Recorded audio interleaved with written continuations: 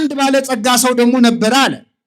ሀብት ንብረት የሞላው ትልቅ የእርሻ መሬት ያለው ብዙ ከብቶች ያሉት ብዙ ፈረሶች ብዙ አህዮች ያሉት በጣም ባለጸጋ ሰው ነበረ። ይህ ባለጸጋ ሰው የወለዳቸው ልጆች ግን 2 ልጆች ብቻ ነበሩ። ወንድ ልጆች 2 ልጆች ነው ያሉት። ሀብቱ ብዙ ነው፣ ልጆቹ ግን 2 ናቸው። የዚህን ሰውዬ የዚህን ባለጸጋ ሀብቱን የሚወርሱት እነማን ናቸው? መልሱልኝ። ልጆቹ ናቸው። ልጆች የአባታቸውን ሀብት የሚወርሱት መቼ ነው?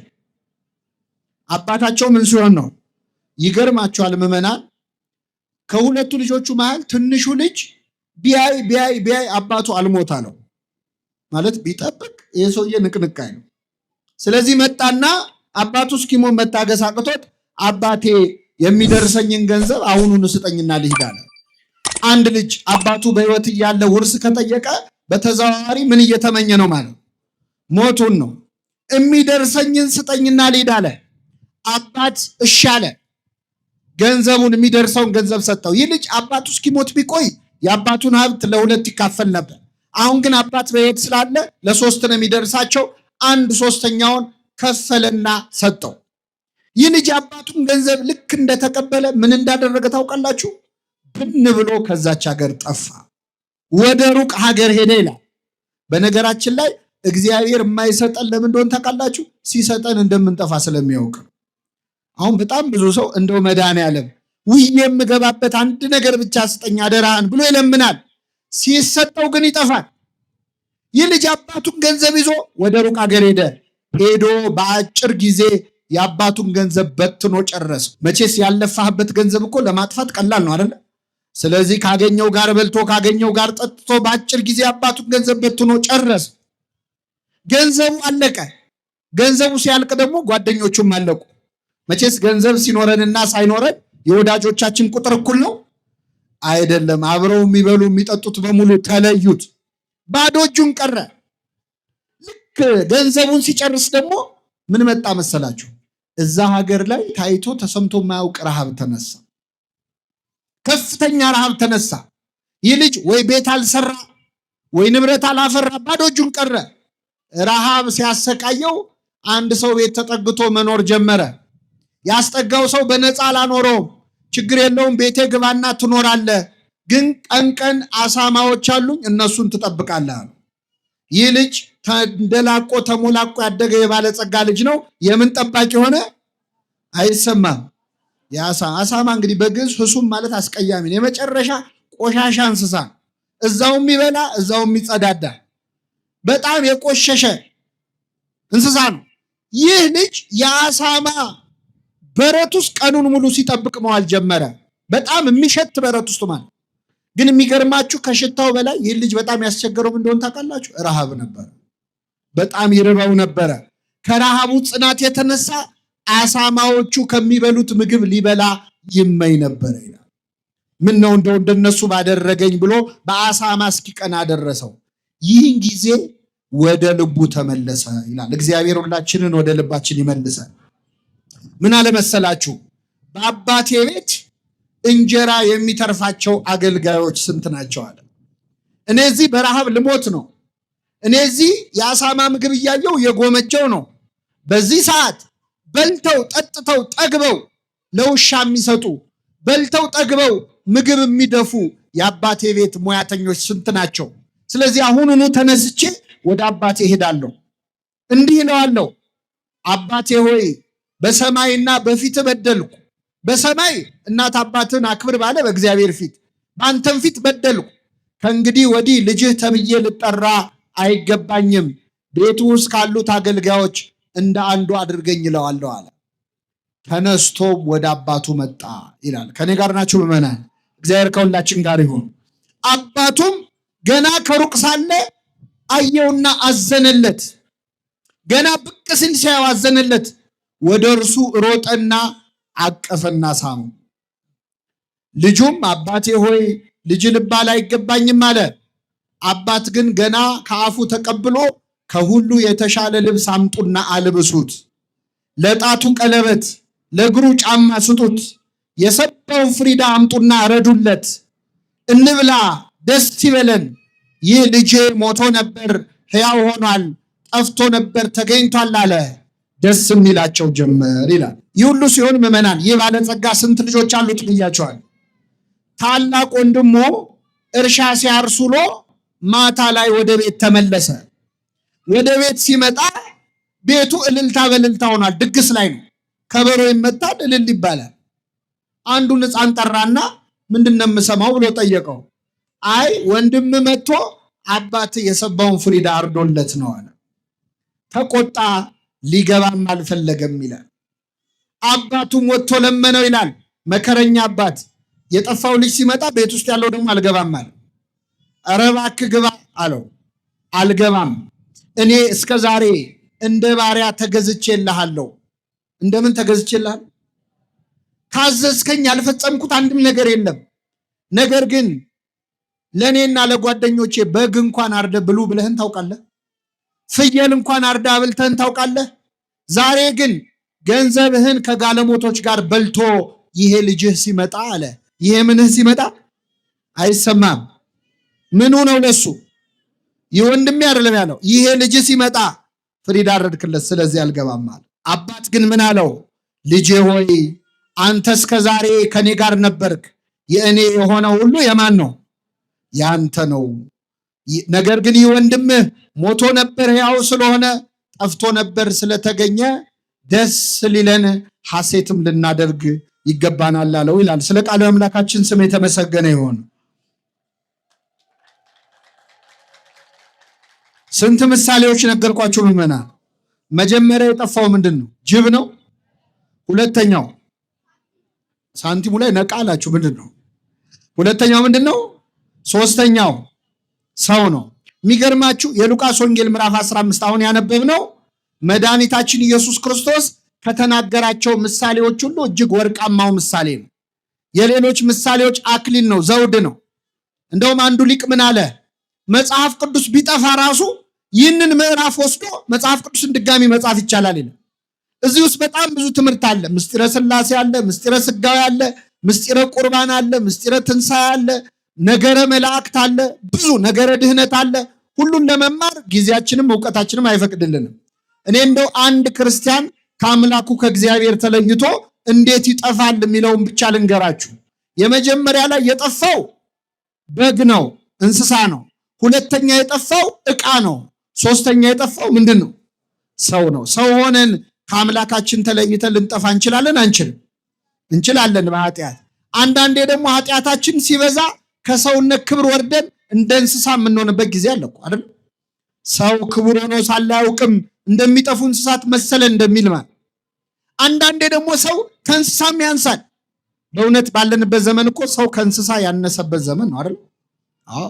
እንስሳት የማያደርጉትን ነገር ሰዎች እያደረጉት ነው። ጆሮ የሚከብድ ዜና እንሰማለን በየቀኑ፣ ለጆሮ ጭው የሚያረግ።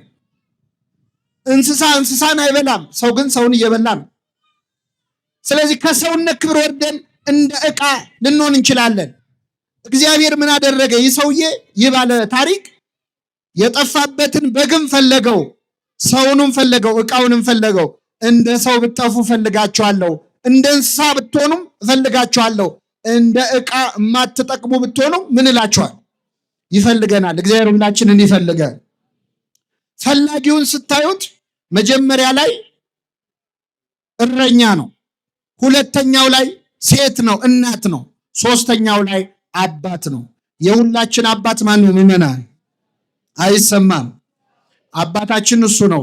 ኢትዮጵያዊ ሊቅ ቅዱስ ያሬድ ደግሞ ኧረ አባት ብቻ አይደለም ይላል። አንተ አቡነ ወአንተ እምነ፣ አንተ አባታችን ነህ፣ አንተም እናታችን ነህ። እግዚአብሔር እናትም ነው አባትም ነው። ታላቁ ሊቅ አለቃ ኪዳነ ወልድ ክፍሌ ደግሞ አይ የለም እግዚአብሔር እናት አባታችን ብቻ እንኳን አይደለም አያታችንም እሱ ነው ይላሉ። ምናችን? ለምን? እግዚአብሔር በመጽሐፍ ቅዱስ ራሱን በዶሮ በወፍ መስሎ ይናገራል። ዶሮ ጫጭቶቿን ከቅፎቿ በታች እንድትሰበስብ እኔ እናንተን ሰበስባችኋለሁ ይላል። ከኔ ጋር ናችሁ ምዕመናን? እስቲ መልሱልኝ። ዶሮ ለጫጩት እናት ናት ወይስ አያት ናት? መልሱ እንጂ። ሰሚት ዶሮ የለም እንዴ? ለነገሩ ከሱፐር ማርኬት እየገዛችሁ ረሳችሁታል። ዶሮ ለጫጩት እናት ናት አያት ናት? አያትና እናቷ ማን ነው? እንቁላል እንዳትሉ አደራችሁ። ዶሮ እንቁላል ትጥላለች። ከእንቁላሉ ምን ይገኛል? ስለዚህ እናትም ናት አያትም ናት። እግዚአብሔር እንደ እንቁላል መሬትን ፈጠረ። ከመሬት ከአፈር ደግሞ ማንን ፈጠረ? ሰውን ፈጠረ። እናትም አባትም አያታችንም ማን ነው? ስሙ የተመሰገነ ይሁን። እናትም አባትም ግን ደግሞ ምዕመናን እናት አባታችን የፈለገ ቢወዱን በዋልንበት ሁሉ አብረውን አይውሉም፣ ባደርንበት ሁሉ አያድሩም። እግዚአብሔር ግን ከኛ ተለይቶ ያውቃል። ስለዚህ እግዚአብሔር እናት አባት ብቻ አይደለም፣ አያት ብቻ አይደለም፣ እረኛም ጭምር ነው።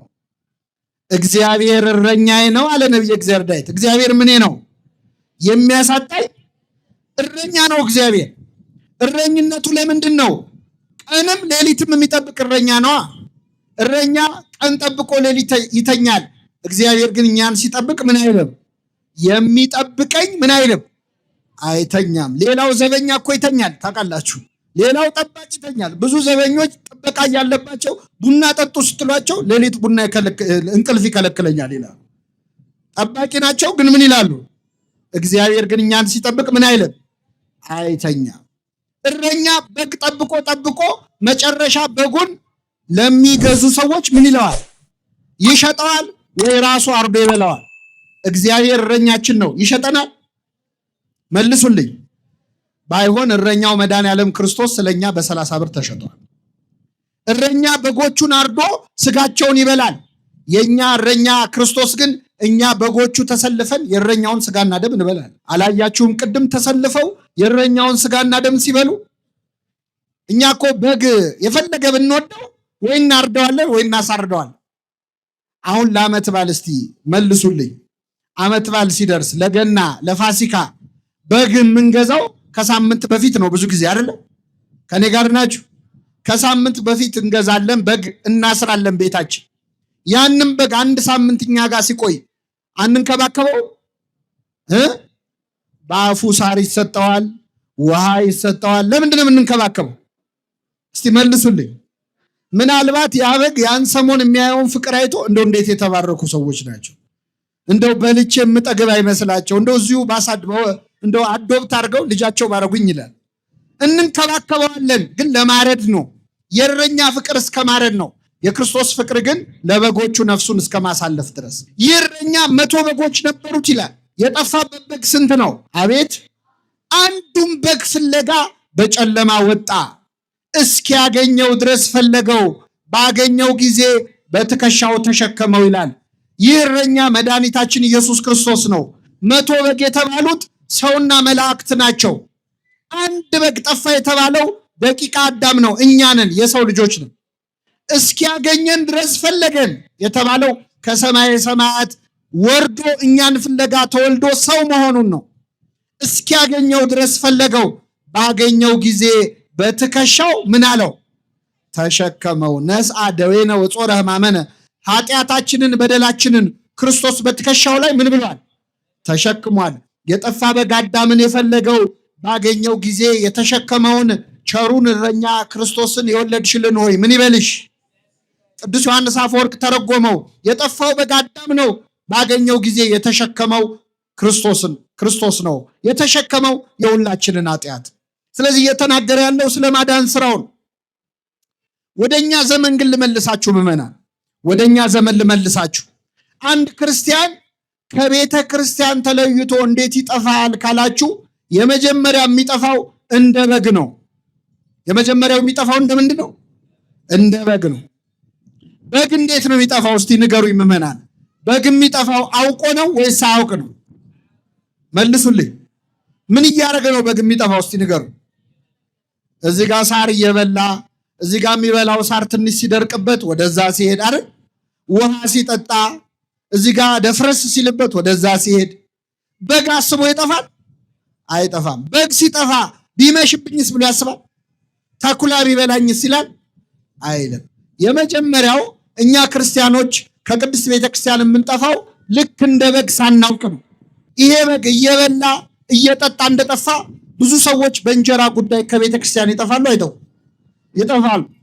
አንድ ሳር ሲበላ ሌላ ሳር፣ አንድ ውሃ ሲጠጣ ሌላ ውሃ እያለ እንደጠፋ፣ አንድ ስራ ስንነግድ ሌላ ስራ፣ አንድ ሱቅ ስከፍት ሌላ ሱቅ፣ አንድ ትምህርት ስትማር ሌላ ትምህርት እያልን እኮ ሳናውቀው ከእግዚአብሔር ቤት ጠፍተን የቀረን ሰዎች አለ። እግዚአብሔር በቸርነቱ ይመልሰን።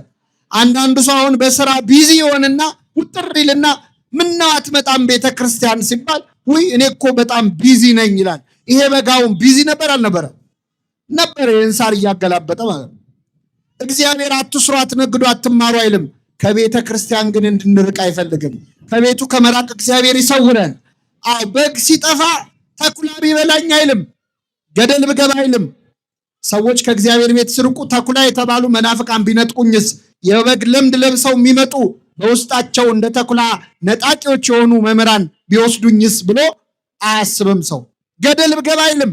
ብሞትስ ሳንል ነው ከእግዚአብሔር ቤት እኮ የምንርቀው ብዙዎቻችን። እኔ ያሳዝነኛል። በተለይ ኢትዮጵያውያን እድሜ ልካችንን እኮ ለመኖር ስንዘጋጅ እኮ ነው የምንሞተው። ታውቃላችሁ? ለመኖር ስንዘጋጅ ቤት ለመስራት፣ መኪና ለመግዛት፣ እንደው የሆነ ህይወት ለመጀመር ስንዘጋጅ እንሞታል። የነፍሳችንን ነገር ትተን ስጋችን ላይ ብቻ ስንሮጥ ማለት እና እንዲህ የጠፋነውን እግዚአብሔር በቸርነቱ ይመልሳል። ምን አደረገ? ፍለጋ ወጣ እግዚአብሔር ይላል። አንድ ሰው ጠፋ ብሎ አይንቅም እግዚአብሔር። ፍለጋ ወጣ፣ እስኪያገኘው ድረስ ፈለገው። እስቲ ድምፃችሁን ከፍ አድርጋችሁ ይህን ቃል ከኔ ጋር ድገሙ። እስኪያገኘው ድረስ ፈለገው። እግዚአብሔር የሚፈልገን ምን እስኪለን ነው? እስኪ ደክመው አይልም፣ አይደክመው። እስኪ ሰለቸው አይልም፣ አይሰለቸው። ምን እስኪለን ነው የሚፈልገን? እስኪያገኝ። ባገኘው ጊዜ አነሳና በትከሻው ምን አለው? ይሄ ደግሞ በጣም ይገርማል። እስቲ አሁን ፀሐይ ላይ ነው ያላችሁት፣ ቃለ እግዚአብሔር እየሰማችሁ ነው። የበረከት ያርግላችሁ። አሁን እዚህ ፀሐይ ላይ ቀኑን ሙሉ በግ ስትጠብቁ ብትሉ፣ አሁን እውነቱን ነው የምትነግሩኝ። ቀኑን ሙሉ በግ ጠብቃችሁ ውላችሁ ማታ ፀሐዩ ተጫውቶባችሁ እስቲ ገብቼ አረፍ ልበል ብላችሁ ቤት ስትገቡ አንድ በግ ቢጠፋ ያንም በግ ፍለጋ ስትወጡ ደስ እያላችሁ ነው የምትወጡት? እየተራገማችሁ ነው መቼስ አይደል? አዎ። ያንም በግ ፍለጋ ወጣችሁ ተራራ ጫፍ ወጣችሁ ብታጡት፣ ደግሞ ወርደን ወደ ታች ብናጣው፣ ወንዝ ተሻግረን ብናጣው፣ እንቅፋት ደግሞ ደና አድርጎ አንድ ሁለት እግራችንን ቢመታል፣ እኩለ ሌሊት ላይ ያንን መዘዘኛ በግ ብናገኘው እንሸከመዋለን? እስቲ መልሱት። ትሸከሙታላችሁ? ቢቻል በዱላ ነው አይደል? እንኳን በግ ቀርቶ ልጅ ጠፍቶ ሲገኝ ምንድን ነው የሚደረገው? እኔ ልንገራችሁ፣ የእኔን ልምድ ላካፍላችሁ መሰለኝ። ልጅ ሲጠፋ በመጀመሪያ ወላጆች ወይኔ ልጄ፣ ወይኔ ልጄ፣ ወይኔ ልጄ ይላሉ አይደል? ሲገኝ ደግሞ ወይኔ የሚለው ልጁ ነው አይደለም? ምን አንቀዠቅ በጥርሳቸው ነው ብዙ እናቶች የሚያናግሩት። መጀመሪያ ገርፈው ነው ራሱ የት ነበርክ የሚሉት አይደል? አሁን በጣም የሚያስቀኝ አንዳንዴ እንጠፋና የት እንደነበርክ ንገረኝ፣ ችግር የለውም አልመታህም የሚሉት ነገር አለ። ያጓጓሃል። ሊመጡ እኮ ነው ሊመቱ ነው። ተናገር፣ ችግር የለውም እኔ እውነቱን እንድትናገር ነው የምፈልገው፣ ንገረኝ ይሉና ስትናገር ድርግም አድርገው ይመተዋል። ከዛ ለንስሐ አባትህም አትናገር፣ ለሳይካትሪስትም አትናገር፣ ተለጉመ ትቀራለህ።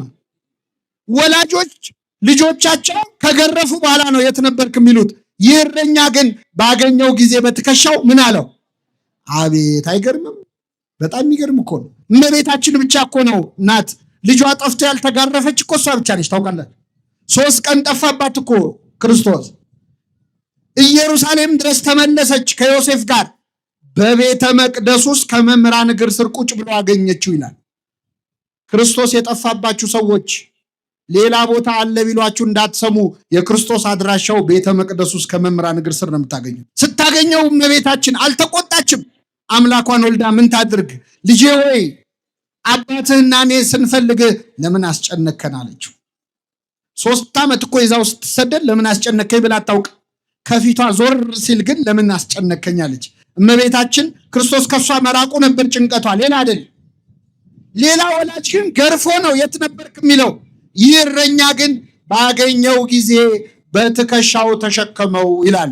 ከቤቱ እንደ በግ ተቅበዝብዘን የጠፋነውን ሰዎች በቸርነቱ ተሸክሞ ወደ ቤቱ ይመልሳል። አሁን ዛሬ ጠዋት ቤተክርስቲያን የመጣ ነው ልባም ስለሆንን ይመስላችኋል? አስተዋይ ስለሆንን ይመስላችኋል? አይደለም። ተሸክሞ ያመጣን ማን ነው? እግዚአብሔር። አሁንም እኮ ተሸክሞን ነው እንጂ ተመችተነው አይደለም። ችሎን እኮ ነው፣ ችሎን ነው በእውነት። ስለዚህ የመጀመሪያው አጠፋፍ እንደ በግ መጥፋት ነው። እንደ የጠፋነውን በቸርነቱ ይመልሳል። ሁለተኛ የጠፋው ምን ነበር ያልኳችሁ? ሳንቲም ነው። ይህንም ብዙ አላደክማችሁም። ሳንቲምን ቅዱስ ሄሮኒመስ የሚባለው የቤተክርስቲያናችን ሊቅ ወይም ጄሮም የሚባለው ማለት ነው ተርጉሞታል ደህና አድርጎ። ሳንቲም የተባለው የሰው ልጅ ነው ይላል። ሳንቲም ማን ነው? ለምን በየሀገራቱ በተለይ ንጉስ ባለበት ሀገር ሳንቲም ላይ የንጉሱ መልኩ አብሮ ይቀረጻል። የኛ የሁላችን ንጉሳችን ማን ነው? ንጉሳችን ማን ነው? እኛ የማን ሳንቲም ነን? መልኩን እኛ ላይ አትሟል። ንግበር ሰብአ በአርአያነ ወበአምሳሊነ ብሎ ገና ሲፈጥረን ሰውን በመልካችን እንፍጠር ብሎ እላያችን ላይ መልኩን አትሞብናል። ስለዛግን በኃጢአት ስለቆሸሽን ነው እንጂ ሁላችን ላይ የእግዚአብሔር መልክ አለ። ስለዚህ እኛ የማን ገንዘቦች ነን? ስለዚህ የጠፋው ሳንቲም ሳይሆን ሰው ነው ማለት ነው። ይቺ ሴት ምን አደረገች? ሳንቲሟ ጠፋባት። ሳንቲሟ ሲጠፋ በመጀመሪያ መብራት አበራች። ከዛ ቤቷን ጠረገች። ከዛ ሳንቲሙን እዚያው ቤት ውስጥ ከቆሻሻው መሃል አወጣችው። በጉ ከቤተ ክርስቲያን የጠፉ ሰዎች ናቸው። ሳንቲሙስ ምንድነው ካላችሁ፣ ይህ ሳንቲም ጠፍቷል፣ ግን ያለው ቤት ውስጥ ነው። ቤት ውስጥ ነው ያለው፣ ግን ምን ብሏል? ጠፍቷል። ሁለተኛ የጠፋ የሚባለው ምን እንደሆነ ታውቃላችሁ? ቤተ ክርስቲያን ውስጥ ሆኖ የጠፋ ሰው። አሁን እኛ ብዙ ጊዜ የጠፉ ሰዎች ሲባል ቅዳሴ የማያስቀድሱ፣ ሰዓታት የማይቆሙ፣ ማህሌት የማይቆሙ፣ ሰበካ ጉባኤ የማይከፍሉ፣ ሰንበቴ የማይጠጡ፣ እንዲህ ጠዋት የማይገኙ፣ ጉባኤ የማይካፈሉ ይመስሉ እሱ ምድብ አንድ ጠፊዎች ይባላሉ። እነሱ ምን ይባላሉ? ምድብ አንድ ነው። ምድብ ሁለት ማን እንደሆነ ታውቃላችሁ? ቤተ ክርስቲያን ውስጥ ሆነን የጠፋን ሰዎች ነን። እንዳንፈለግ እዚህ ነው ያለ ነው። ሰዓታት የምንቆመው እኛ፣ ማህሌት የምንቆመው እኛ፣ የምንቀድሰው እኛ፣ የምናስቀድሰው እኛ፣ ሰበካ ጉባኤው እኛ፣ ዘማሪው ሰባኪው እኛ። ጠፉ ተብለን እንዳንፈለግ ማለት ነው። አለን እንዳይባል ደግሞ ቆሻሻ ውስጥ ነው ያለ ነው። ቆሻሻ ኃጢአት ውስጥ፣ ቆሻሻ ክፋት ውስጥ፣ ዘረኝነት ውስጥ፣ ጥላቻ ውስጥ። አሁን እግዚአብሔር እኮ ጨነቀው በእውነት እንዳያስወጣን እንዳይተፋን ፈጥሮናል። እንዳይወጣን ደግሞ ለብ ብለናል። በራድ ወይም ትኩስ ብትሆን መልካም ነበር፣ እንዲያው ለብ ስላልክ ከአፌ ልተፋ ነው ይላል። እንደዚህ ከመጥፋት እግዚአብሔር በቸርነቱ ይሰውረን። አያችሁ፣ እዚህም ሆኖ መጥፋት አለ ለካ። እንደኔ እዚህ እንደቆምኩት ቃሉን ቆሞ እየሰበኩ መጥፋት አለ፣ እያስተማሩ መጥፋት አለ። እና ቤት ውስጥ ሆኖ መጥፋት በጣም አስቸጋሪ ነው። ሌላውን እያስተማሩ ንስሐ ግቡ እያልን ንስሐ ማንገባ፣ ታረቁ እያልን ቂመኞች። ከኔ ጋር ናችሁ ምዕመናን? ጥሩምባ ነፊ ታውቃላችሁ? ታውቃላችሁ? አታውቁ? ጥሩምባ ነፊ ቀብር አይገኝም ይባላል። ብዙ ጊዜ ጥሩምባ ነፊዎች ድብልቅልቅ አድርገው በጠዋት ሰፈሩን በጥብጠው እነሱ ቀብር ላይ ይገኛሉ? አይገኙም። መናገር እንጂ መቅበር አይችሉም። የጥሩምባ ነፊ ህይወት ያለን ሰዎች አለን። ሌላውን ንስሐ ግባ የምንል እኛ ግን ማንገባ፣ ሌላውን ታረቅ የምንል እኛ ግን ቂመኞች። ልክ እንደ መርፌ አሁን ብዙ ቀዳዳ ይሰፋል፣ እላዩ ላይ ግን አንድ ቀዳዳ አለች። እሷን ይሰፋል? አይሰፋም። መርፌ የሆንን ሰዎች አለ። የሰው ቀዳዳ ስንሰፋ የምንውል ማለት ወይ ደግሞ እንደ መቋሚያ አሁን ብዙ ሰው ተደግፎት ይቆማል። እሱ ቆሞ ያውቃል? መልሱልኝ። ማቆም እንጂ መቆም አይችልም። እንደዚህ ያለ ህይወት ያለንን እግዚአብሔር በቸርነቱ ይማረን። ምን አረገች ሴቲቱ? መብራት አበራች ይላል። ምንድነው መብራት? ቃሉ ነዋ። ሕግህ ለመንገዴ መብራት ነው ለእግሬም ብርሃን ነው ይላል። ቤት ውስጥ ሆነን ለጠፋን ሰዎች የሚያበራው መብራት ቃሉ ነው። አበራች። ቤቷን ጠርጋ ያንን ሳንቲም ከቆሻሻው መሃል አወጣችው። እግዚአብሔር ሁላችንንም ከያለንበት ቆሻሻ ውስጥ ያወጣል። አሁን አንዳንድ ሰው እኔ ለማልለወጠው ነገር ቤተክርስቲያኑ ቢቀርብኝ ይሻላል ይላል። እኔ ሄጄ ኃጢአቴን ነው የምጨምረው ባልሰማ ይሻላል ይላል። እንደዚህ አትበሉ ምዕመናን። የፈለገ ብንበድል የፈለገ ብንቆሽሽ ከቤተ ክርስቲያን መራቅ የለብንም። ምክንያቱም እግዚአብሔር አንድ ቀን ከቆሻሻው መሃል ፈልጎ ያወጣል። ሁላችንን ያወጣል። አወጣችሁ ይላል። እዚህ ላይ እኔ አንድ ነገር ልጨምርላችሁ። አንዳንዴ ቤተ ክርስቲያን ውስጥ ጥሩ ሰው አለ፣ ደግሞ መጥፎ ሰው አለ። የለም መልሱ እንጂ ምን እንደማያውቅ ትሆናላችሁ። ቤተ ክርስቲያን ውስጥ ጥሩ ካህን አለ፣ ክፉ ካህን አለ። የለም ቤተ ክርስቲያን ውስጥ ጥሩ ሰባኪ አለ፣ ክፉ ሰባኪ አለ፣ ሁሉም አለ። እና አንዳንድ ሰው እንደኔ አይነቱ እንደው ቤተ ክርስቲያን ውስጥ ክፉ ሰው ሲያይ እንደው መድኃኔዓለም እንደው ምን አለ እንደው ቤትህን ብታጸዳ፣ እንደው እንደዚህ አይነቶቹን ሰዎች ጠርገ ብታስወጣቸው ምን አለ የሚል ሰው አለ። እየሰማችሁ ነው ብላችሁ አታውቁም እንላለን። ምን ነው ቤትህን ብታጸዳ እንላለን። በመጀመሪያ እግዚአብሔር ቤቱን ካጸዳ እኛንስ ይለቀናል? መልሱልኝ። አዎ ጽዳት ከተጀመረ አንተንም ነው የሚያስወጣ አይደል እንዴ? ወይስ ሐሳቡን ያቀረበው ሰውዬ ይቆይ ይባላል? ቅዱስ ዮሐንስ አፈወርቅ ያለውን ከኔ ጋር በሉ። ቤተክርስቲያን በሉ እስኪ፣ ቤተክርስቲያን ሐኪም ቤት ናት እንጂ ፍርድ ቤት አይደለች። ቤተክርስቲያን ምንድነች? ቤተክርስቲያን ሐኪም ቤት ከሆነች እኛ ምንድን ምን ታካሚ ትላላችሁ? በሽተኞች ነን። አታሳምሩት እንጂ እየቆረብን ከሆነ ታካሚዎች ነን። ንስሐ እየገባን ከሆነ ታካሚዎች ነን። አለዚያ ግን ምንድነን? አይሰማም። አሁን የዛሬው ሰባኪ ደግሞ በጠዋት መጥቶ በሽተኛ አለን እንዳትሉ። እኔም በሽተኛ ነኝ። በነገራችን ላይ እኔም በሽተኛ ነኝ። ታዲያ በሽተኛ ከሆንክ ለምን ቆመህ ትሰብካለህ ካላችሁ፣ በሽተኞችም እኮ ሆስፒታል ውስጥ ትንሽ ሲቆዩ እንደ ዶክተር ያደርጋቸዋል እኮ አይደል? ነው አይደለም? የእነሱም መርፌ ለሌላ ሰው ያብዛሉ እኮ።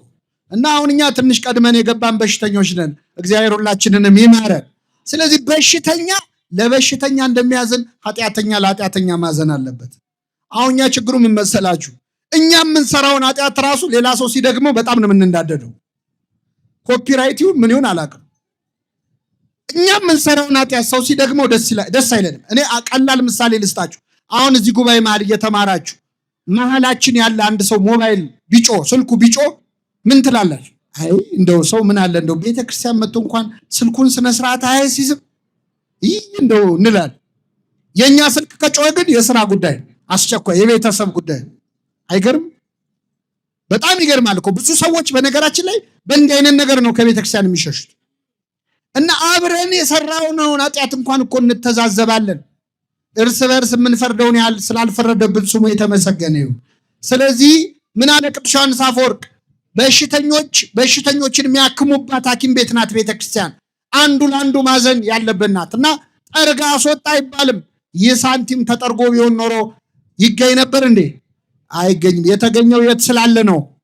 ቤት ውስጥ ስላለ ነው። ሁላችንም በቤቱ ያጽናን።